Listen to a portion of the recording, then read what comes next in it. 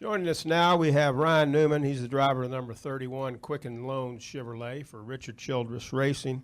We're also pleased to be joined by Jay Farner, who is president and CMO of Quicken Loans. Quicken Loans is obviously the race sponsor for Sunday's race, the Quicken Loans 400 here at Michigan International Speedway, and certainly has become a very, very active and engaged sponsor in our sport with the number 31 car. So, Ryan, let me ask you this: you're with a race sponsor, Quicken Loans. Their headquarters is right down the road. They've got into the sport and jumped in and got very, very involved. And just how important is that for a driver and a race team to have a sponsor as loyal and as energetic as Quicken Loans? Well, you know how when we come up here to Michigan, we talk about the importance of the manufacturer side of it, and you know what it means to win in the backyard of your manufacturer. So when you can win in the backyard of your manufacturer, your primary sponsor and the sponsor of the race, it's probably about tenfold more important. And you know, we got an opportunity to come up here and test. Had a really good test. Feel like our Quicken Loans Chevrolet is pretty good here in practice.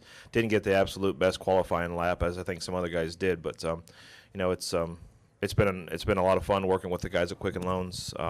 Their backyard is Detroit. They're in Detroit, so this is their backyard racetrack, and it was my kind of backyard racetrack growing up, being born and raised in South Bend, Indiana. So it's a good opportunity for us to get back to victory lane like we did it in Indianapolis together. Absolutely. And Jay, welcome. Good to see you again.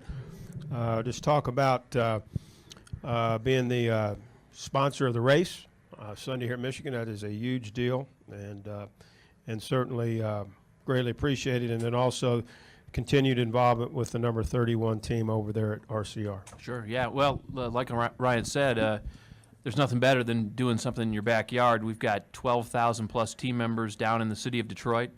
We're really actively involved in helping to make sure that Detroit and all of Michigan's growing, and so this is great for our team. We'll bring hundreds of our team members down to watch the race, hopefully watch the 31 car, have a great day, and it's also just great for the state of Michigan. I think it helps show off to the country all the wonderful things that are happening here in the state of Michigan, and MIS is a beautiful place, so we're excited to be part of it. Very good. We'll take questions now for Ryan, or if you have a question for Jay as well. We'll start over here with Jeff to the far right. State your name and who you're with, if you would, and then we'll move right along. Jeff Papworth from the Daily Telegram. Ryan, you've been really consistent with getting a number of top 20 finishes, but how do you get to that extra gear and get in the top 5 and have a chance to win? Well, we've been working on that. You know, Pocono was a good rebound weekend for us after having a tire issue at the Coca-Cola 600 and then a transmission issue at Dover. So we've been running where we've been finishing for the most part, but we do need to step that up, definitely. You know, if you're in the top 10, you got a chance of finishing in the top 5, but rarely can you be in the top 10 and have a chance at winning. You have to be running in the top 5. So it's just a combination of everything. Everybody's got to step their game up a little bit, me included. You know, little things like, you know, watching your speed on pit road, capitalizing on not losing time. You know, just you know, pit stops. Obviously, the race cars are the biggest part of that, but you know, overall, it just it's a compound effect of all the little things that really make that difference. Thank you. Who's up next? Let's go Nate Ryan right here in the middle. Nate Ryan, USA Today Sports. We heard Dale Jr.'s version of your harried travel morning. Just so I know, what was that version? Something the effect of they changed the time and they didn't make you aware of it? Yeah, no, I talked to Junior, I guess it was I think it was Monday night, and asked him if I could bum a ride up here because my wife and kids are coming up tomorrow on my plane, and it just made sense if I could just jump a ride instead of sending a plane back and forth. And he said, yeah, no problem. And I double-checked and made sure that we were 8:30 Friday morning and everything was good, because this was pretty much the last ride that I thought was going to go out to come up here. And, you know, it was convenient. And we were flying into the same airport, and we were supposed to leave at 8:30, and I showed up before 8:30.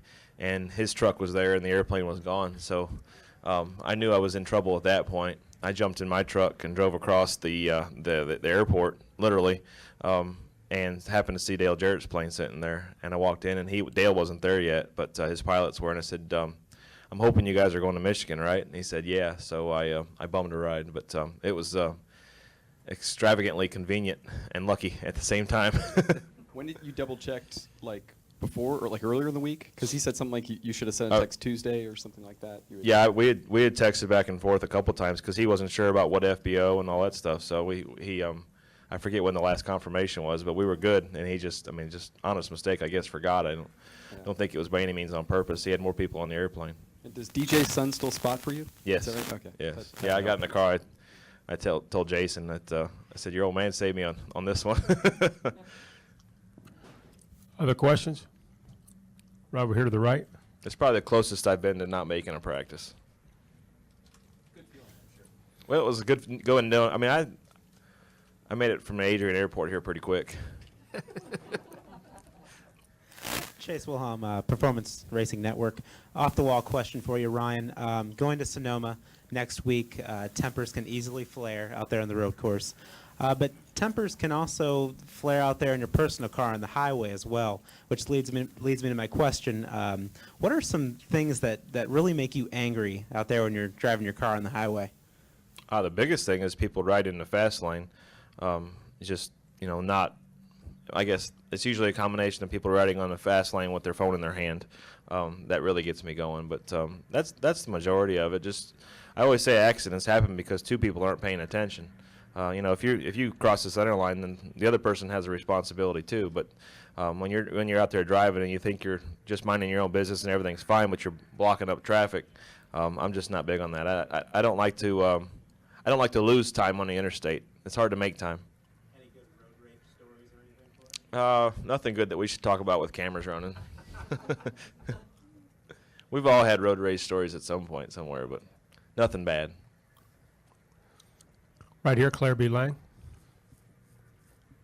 Claire B. Lang, Sirius XM NASCAR Radio. Jay, what is it that you like? You've been with Ryan for a while. What is it about Ryan Newman? Well, a sense of humor, Yeah. obviously, but talk a little bit about Ryan himself. Well, I mean, he's smooth. He found a way to get up here when he missed his first flight. Engineered to amaze. Yeah, this guy makes it happen. So I just think he's got a great personality, and the reason we do sponsorships, and in particular NASCAR, is that we want to connect with the fan base. You don't get a mortgage every day. It's every 5 or 7 years. So we need to find ways to connect with our clients and the fan base and let them know that we're here.